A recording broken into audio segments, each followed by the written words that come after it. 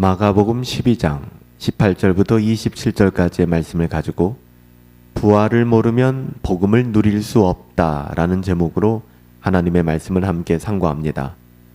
부활이 없다 하는 사두개인들이 예수께 와서 물어 이르되 선생님이여 모세가 우리에게 써주기를 어떤 사람의 형이 자식이 없이 아내를 두고 죽으면 그 동생이 그 아내를 취하여 형을 위하여 상속자를 세울지니라 하였나이다. 칠형제가 있었는데 마디가 아내를 취하였다가 상속자가 없이 죽고 둘째도 그 여자를 취하였다가 상속자가 없이 죽고 셋째도 그렇게 하여 일곱이 다 상속자가 없었고 최후의 여자도 죽었나이다. 일곱 사람이 다 그를 아내로 취하였으니 부활 때 곧 그들이 살아날 때 그 중에 누구의 아내가 되리이까? 예수께서 이르시되 너희가 성경도 하나님의 능력도 알지 못함으로 오해함이 아니냐.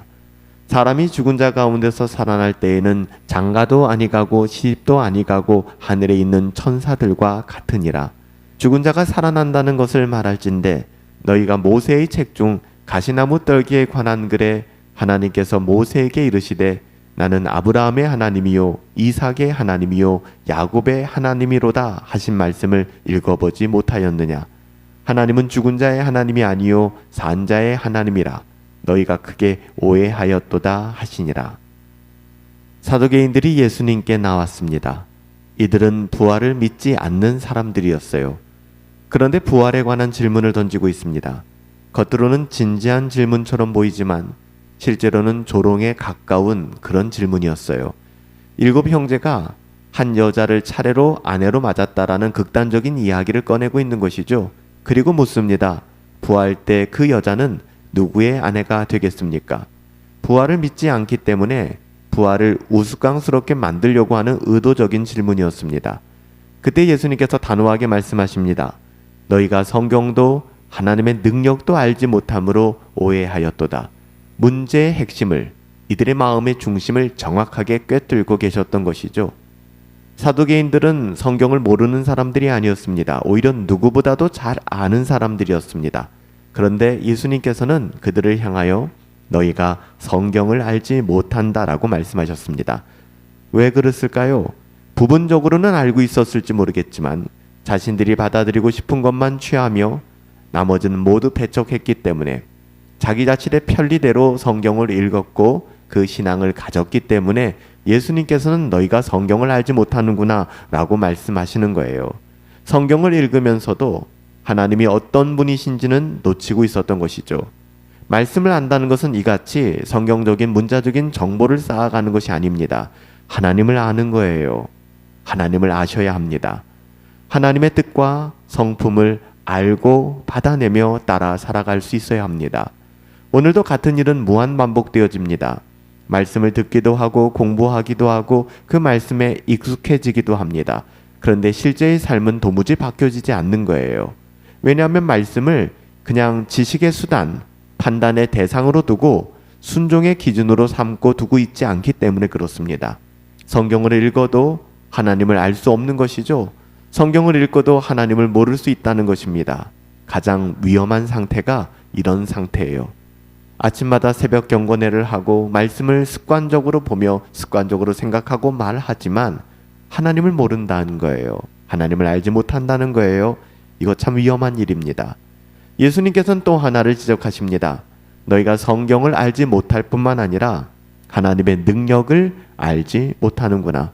사두개인들은 부활을 이해할 수 없었습니다. 왜냐하면 지금의 삶의 구조로만 생각하고 있었기 때문에 그래요. 이 땅에 뿌리 박힌 영성으로만 살고 있으니 하나님의 나라를 어떻게 이해할 수 있겠습니까?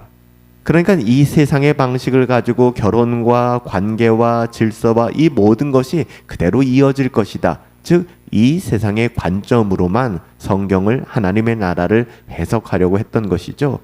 그래서 결론은 하나입니다. 부활은 말도 안 돼. 그들은 그렇게 생각했던 거예요. 눈에 보이는 것, 이 땅의 것이 전부이지 죽고 나서 부활? 그게 뭐야? 이런 생각까지 가지고 있었던 것입니다. 그러나 예수님은 말씀하세요. 이 세상의 관점, 이 세상의 가치로 결코 하나님의 나라를 해석할 수 없다는 것입니다. 눈에 보이는 것만이 전부가 아니라는 거예요. 부활은 우리의 신앙의 중심이라는 것입니다. 부활의 삶은 이 세상에서의 연장이 아니라 전혀 다른 차원의 생명이라는 것을 말씀하고 계세요. 하나님 나라의 질서 속에 살아가는 새로운 존재라는 것을 이야기하시는 것이죠. 이것은 우리가 예수 그리스도로 말미암아 거듭난 하나님의 자녀가 되었음을 이야기할 뿐만 아니라 부활 후에는 이 세상과는 전혀 다른 우리가 영화의 삶을 누리게 될 것을 말씀하고 계신 거예요. 우리는 늘 하나님을 이해 가능한 범주 아래 두려고 합니다. 무모한 짓이에요. 계산 가능한 하나님, 예측 가능한 하나님, 그래야 우리는 안심이 되기 때문에 눈에 보이는 것 우리가 이해된 수준 안에서만 하나님을 믿으려고 하는 것이죠. 그러나 하나님은 우리의 이해를 넘어서는 분이십니다. 하나님의 능력을 우리의 한계 속에 가두어 두어서는 안 됩니다. 제한해서는 안 됩니다.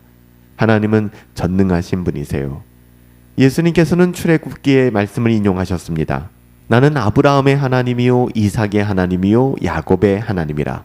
이 말씀의 핵심은 시제가 아닙니다. 관계입니다. 하나님은 과거에 그들이 하나님이었다라고 말씀하지 않으세요. 지금도 그들의 하나님이십니다. 그것은 그들이 하나님 앞에서 여전히 살아있다라는 의미이고요. 그래서 선언하시는 거예요. 하나님은 죽은 자의 하나님이 아니요 살아있는 자의 하나님이시라. 이 말은 단순히 죽음 이후의 상태를 설명하는 것이 아닙니다. 하나님과의 관계는 죽음으로 끊어지지 않는다라는 선언이에요. 하나님과의 연결된 생명은 결코 끝나지 않는다는 것입니다. 부활은 미래의 위로가 아니에요. 현재를 바꾸는 능력입니다. 하나님이 살아계신다는 사실을 믿는다면 삶의 기준이 달라지게 됩니다. 손해를 보더라도 진실을 선택할 수 있습니다. 억울함 속에서도 무너지지 않게 될 거예요. 결과가 불확실해도 순종할 수 있게 될 것입니다. 왜냐하면 끝이 죽음이 아니기 때문에 그래요. 하나님이 살아계시기 때문에. 반대로 부활이 흐려지면 삶은 점점 현실 중심적으로 굳어지게 될 것입니다. 이 세상에서 살아가는 방식이 주인되는 삶을 살아가게 될 거예요. 계산이 앞서고 안전이 기준이 되고 결국은 타협에 이르게 될 것입니다. 부활을 모르면 하나님의 자녀다운 삶을 누리며 살아갈 수가 없어요.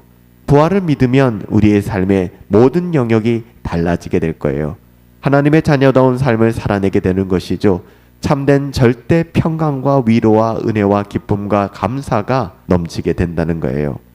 사두개인들은 질문했지만 답을 가지고 의도적인 질문을 하고 있었습니다.